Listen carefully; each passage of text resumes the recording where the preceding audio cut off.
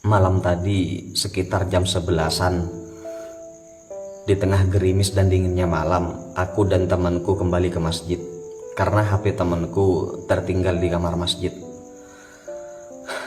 Mendekati teras, aku mendengar tangis tertahan dari seseorang yang kulihat sedang berdoa sambil memangku anaknya. Setelah aku dan temanku mendekatinya, ternyata Fulan yang terkenal ramah dan baik hati. Seorang tukang ojek yang mengontrak tidak jauh dari masjid. Ia terkejut melihatku dan temanku. Ustadz," katanya, sambil berusaha menyembunyikan air mata. Kulihat wajahnya kuyu, penuh kesedihan, seakan ada yang dia tahan.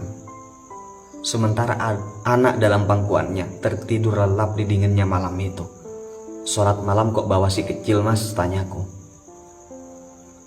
Sambil tersenyum mengulurkan tangannya bersalaman, ia menyambut salamku dan berkata, "Tidak apa-apa Ustadz."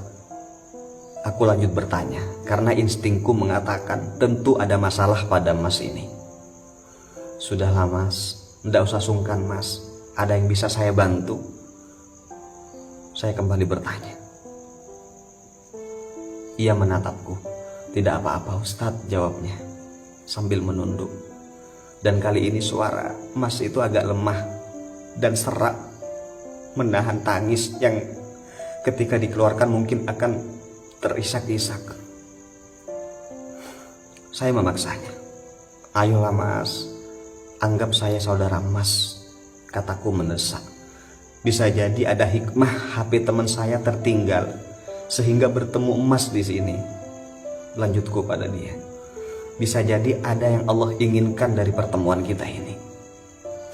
Lalu Mas tukang ojek itu mengangkat kepalanya, menatapku dengan mata yang berlinang. "Dari kemarin saya belum makan Ustadz," katanya terisak. "Sedangkan anak istri saya hanya makan sepiring lontong pagi tadi. Saya sudah berusaha, namun saya malu harus meminjam ke siapa lagi. Orderan ojek pun sepi, lagian motor saya tak ada bensinnya Ustaz." Air mataku berlinang mendengar. Temanku juga menangis di sebelahku. Tenggorokanku terasa sempit, tak kuduga apa yang ia katakan seperti menamparku.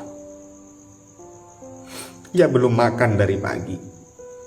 Anak istrinya hanya makan lontong, sementara pagi tadi di rumahku ada sebungkus lontong yang berlebih hingga akhirnya terbuang karena basi. Mas tukang ojek itu melanjutkan perkataannya sambil terisak.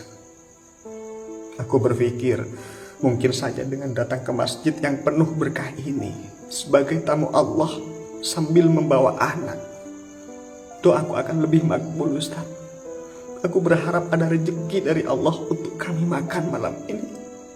Aku tak tahu harus bagaimana lagi Ustaz. Pungkasnya sambil menundukkan kepala, menghapus air mata.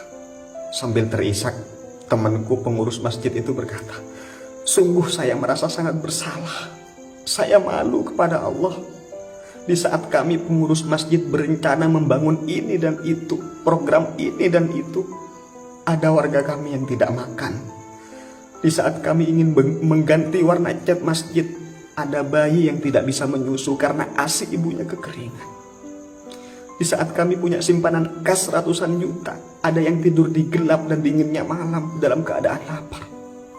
Saudara beriman, semoga bisa menghentak sanubari kita bersama dengan kejadian ini.